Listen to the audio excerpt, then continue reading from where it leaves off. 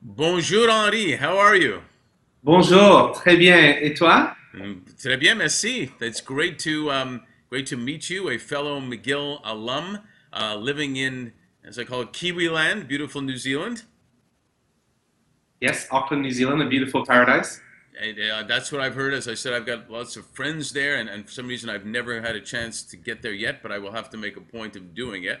And I appreciate you taking the time to participate in our leadership series here. And I think a great way to start, Henri, would be if you could just say who you are, what you do, a little tidbit of your background. Oh, with pleasure. So my name is Henri Eliot. I'm the founder and CEO of Board Dynamics. We're independent advisors and work with the boardrooms in New Zealand and Australia. I'm also a professional director. I sit on 5 boards, a variety of industries and private and public organizations. And I write a regular column in the New Zealand Herald, which is a national newspaper across this beautiful country. And I notice you have a board behind you. Yes, I do. So that's a monopoly. After we would spend a lot of time working with this very well-known board in New Zealand, and they're a property development company, and it's all the various acquisitions or divestments over the years, and that was a gift provided to me after we spent a lot of time working with them as a client. Very unique, very cool, very cool. Well, we got a theme on this is about leadership, but it's also about board leadership. So I think this could be very cool. Start off, I wouldn't say simply because it's probably potentially a very long answer, but briefly, what's your perspective of what leadership is? So leadership simply is being authentic, visionary, and you have to have a good balance between EQ, emotional intelligence, and IQ. Leaders can be born or developed. Obviously, the inspirational leaders of our time are often born that way, but they also develop the leadership skills to be very strategic in their approach. And most importantly, leaders have to have followers. And the only reason people will follow a leader is if they believe in them. So having very clear values around honesty, integrity are very critical. That's a great point. The word trust comes up a lot in our business with executives, be they board chairmen or CEOs that are interviewing. They always ask me, people have great resumes, obviously, good skills. They say, how do I define leadership? How do I tell? And it seems like, with respect to what you were saying, integrity, honesty, the word trust comes up a lot. Correct. Trust is something that often people forget about, and they think they need to say what you want to hear. But it's more important to be very clear on what you're looking for as a leader. And the only reason people will follow you is they trust you and believe in you. And they become very loyal that way. But it's important that it's two-way communication. You need to listen to your people as well as a leader. It's not about do as I say. It's also understanding what their needs are, ensure the right balance, and fill those gaps accordingly. And it can be everything from changing people's roles, sometimes where there's a skill set mismatch, but also sometimes as a leader you need to improve. So it's important that you have continuing education, but also listen to the others out there and having a very good mentor as well. I hear that a lot too. Listening is a good asset to good quality to have. Well, with all your experience on boards, with boards, how have you determined boards that you're on, or working with C-suite people? How have you determined what the quote unquote right fit leadership is? So I take initially a very holistic perspective, and I want to make sure that the individual is passionate about effective governance. I also want to make sure that the board dynamics work well, that you have the right mix of skill sets and personalities around the boardroom table. But also it links back to the strategy of the organization in the medium and long term. I think often mistakes are made that we tap friends on the shoulder or accountant and lawyer with no disrespect to those professions where you can buy that advice often, is that we need to have a good mix of skill sets around the table that are complementary to each other. But most importantly, you need to have a very effective chair. And the qualities of a chair as a leader or first among equals is quite different from just being a non-executive director per se. And you think about a chair who's an active listener, who's also passionate about the business, but also knows the industry well enough to actually provide very clear insights and direction around the boardroom table. And lastly, monitoring the performance of the CEO is critical. And boards hire and fire CEOs. And the critical aspect is you don't want to fire them too often because that's not a good thing for a business, for continuity or effective leadership with on an operational basis. But you also have to make sure you monitor their performance and be a good sounding board. Because the CEO's job is very lonely. A chair's job is not as lonely. Yeah, and it leads me to another point I hear a lot too, more and more these days, is sometimes an individual will get on a board and consciously or non-consciously start becoming a threat to the CEO, thinking he or she could actually do the job better. Do you find that, or That's right. No, I do. I think often there's a transition that needs to occur from the C-suite to the boardroom. That a lot of directors can't help themselves, and they want to get deep dive into the operations of a business, and they have to recognize what their role is. There's a big difference between being a director, which is about governance, as opposed to being a manager, which is about implementing the strategy. They can still ask some great questions from the CEO or the management team, but they need to stay out of the day-to-day operations. Otherwise, they might as well return to the C-suite themselves. great point. With respect to joining a board, and we do obviously a lot of board search and advisory as well, but I'd be interested in two parts here. What would you advise a person to look for if they're looking to join a board or someone's looking for them to join their board, as well as what the difference would be with things being so global these days, and as we had talked previously, even a small company can go global a lot faster than ever before.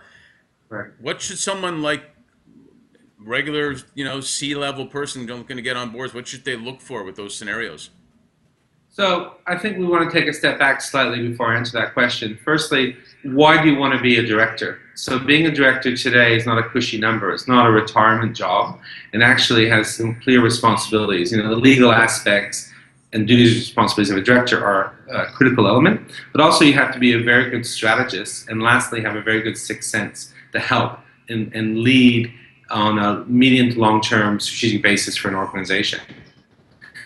So the key tips I give a lot of C-suite executives is that whilst they're a C-suite executive, whether they're CEO, CFO, COO, CMO, or the like, is that get your first board appointment earlier in your career.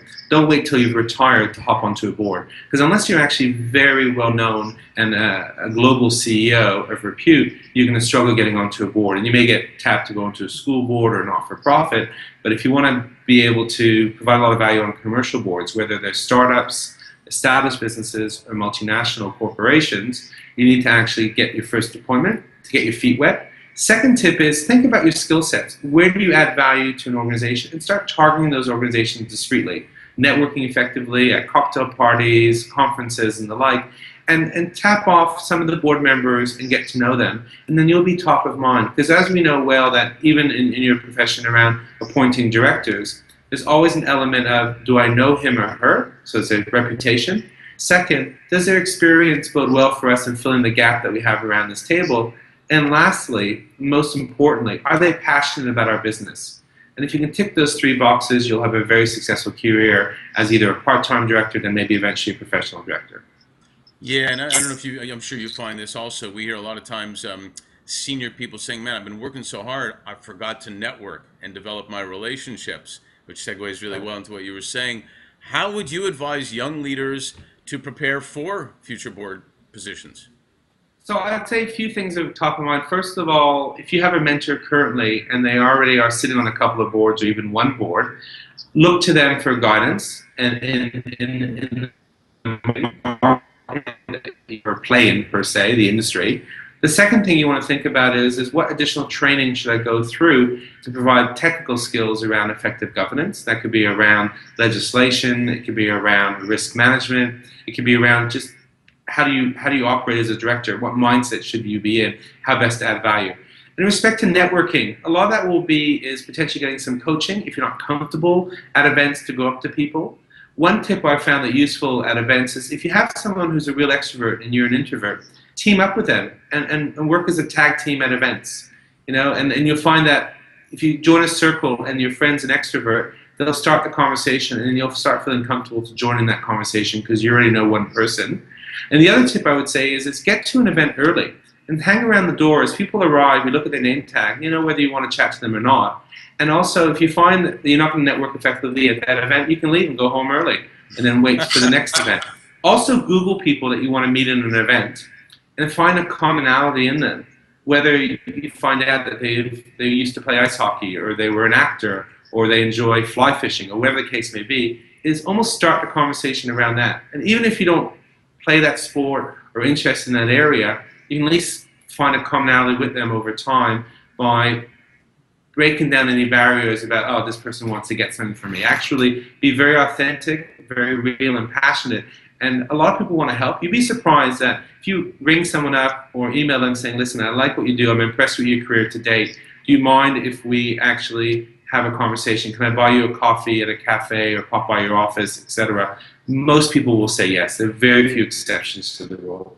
Yeah, I think it's brilliant, and I think what was also really smart there is if you do it without necessarily an agenda, you develop that, like you're saying, a true relationship, and those true relationships will help you in the future, whether it's board spots or anything for that matter.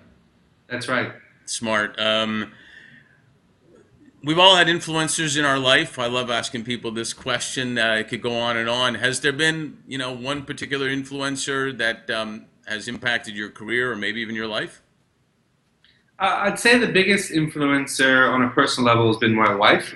She's the one who's encouraged me to go out on my own and create a business that's grown. I'm very happy where we're at today and continue to grow. She's also helped me as a sounding board. And in those scary moments when you have your own business that you sometimes feel very alone, and also you may not believe in yourself for that moment, and she's brought me back up and says you can do it, and I know you can, and that's been critical. Yeah. And I'd say the other influencers in my life, if I may add a few more in there, have been my parents. Without them, and they're still around, wishing them a very long life, is that they've really guided me the right way and always been optimistic and encouraged me to do whatever I like to do. And as long as you're passionate about the area, you'll be successful. It's not about how much money you make, it's about enjoying yourself. Because life, at the end of the day, is about memories. And if you have great memories, then I think you've had a full and successful life. No doubt about it. Are they from Montreal as well? No, actually. They got married in Montreal, and that's where I was born and raised. My mother's originally from London, in England, and my father's from Paris originally. He had emigrated to Montreal in the 50s and met my mum in the early 60s, and probably perfect combination for a Canadian family. Upper and Lower Canada, as you know from history. So the British and the French coming together, and that's what pretty much happened there. And I have an older sister who lives in Montreal, and my parents are snowbirds, so they live half the year in Longboat Key, Florida, and the balance of the year in Montreal, and they travel a little bit as well. That's awesome. Yeah, family. I've an aunt, an older lady now, lived in Montreal, and she says she misses the time when we were all together in the same city. But welcome to the global world, right? Correct. But how cool is this? You and I are chatting via Skype between Los Angeles and Auckland, and that's a 13-hour flight. This is I pretty know. fun. And soon we can use the telepresence and hologram ourselves to each other too. So, That's very beam me up, Scotty moments. exactly. Hey, what characteristics of doing business do you enjoy the most? That's a very good question. I thought about that for a while, and I would say that the most thing I enjoy about business is making a difference. Is seeing that the advisory work where they do working with boards actually creates high-performing boards. That's what makes me happy. It'd be a similar thing as a coach for an athlete winning a gold medal at the Olympics or Commonwealth Games. For me, it's about a board being very effective, and you can see that as it trickles down in the organization, and then that's reflected in either their share price or the engagement of staff across the organization, or other things as well. You're talking my language, comparing sports to business. I like it. So what, in that sense, has there been a most interesting or challenging leadership experience that you've had in your career? Oh yes, several. Time we have. But if I had to choose one, I'd say probably the most challenging outside of, when you start your own business was when I was head of strategy at the Bank of Montreal. It was returning to the C-suite, having been a managing consultant between PwC and Deloitte, London and New York, and it found it was a big transition to get back into leading people as opposed to advising people. And the bank in those days, in early 2000, was going through a lot of change. There was a lot of competition coming from the other players on Bay Street in Toronto, and I found that I had to sort of adapt my style from London and New York to Toronto's business culture. And also, I found that leading teams in multi-cities and countries was also another challenge. We got through it, but it required a lot of tenacity, hard work, and being a very authentic leader to get through it. And we were successful in the end. Always good to have those younger in life, right? Yes, exactly. Do you have this is one of those infamous questions as well. Do you have a leader, past or present, that you've admired and you would quote unquote love to go out to dinner with if you could? That's a good question. It's almost like when you get asked the question, you could choose a number of celebrities or politicians or the like that you could, or athletes that you could have dinner with. It'd probably be a nice group. Obviously, on an entertainment side, it'd be great to sit around a dinner table with, Frank Sinatra and Dean Martin and the Rat Pack to see what they've been up to. But on a business level, inspiration, obviously, and it's a cliche, Nelson Mandela and what he's done is very inspirational, and some of the most famous quotes come from Nelson Mandela. The same thing applies to Winston Churchill, leading the UK during World War II.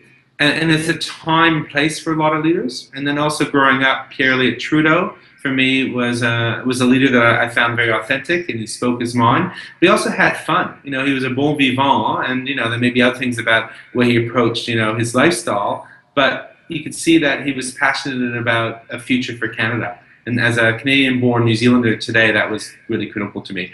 So I didn't answer your question with one. There's several. I just saw a video. If you haven't seen it yet, it's a video called Rocket. It's about Rocket Richard.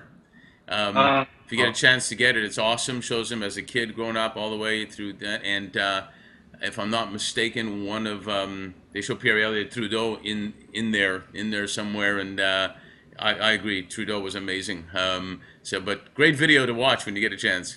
No, I will. And I'll just add a quick little thing about Pierre Elliott Trudeau, is that when I was at McGill, he had retired from politics, and he just sort of popped into, I believe, a law firm once in a while. But he always sat in this cafe next to the business school. And I would pop in there and get a coffee in the morning, and I would chat to him.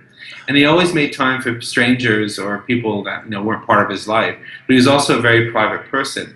But having balanced those two things also added to my impression of him being an amazing leader as well.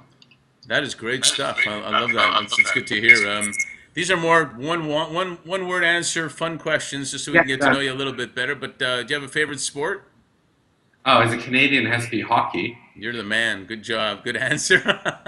Do you have a favorite show or movie or TV show or all the above? Oh, all of the above. I love the cinema first and foremost. So probably a movie that provided a very lasting impression was probably Alec Guinness in The Bridge on the River Kwai. That was just a classic that I could watch over and over and feel very inspired by the courage as well, and also the mistakes that were made. Probably a favorite TV show that pops to mind is West Wing. That was just an amazing combination of actors that came together, but also the intrigue of what happens in the White House, whether it's true or not, who knows. And then as far as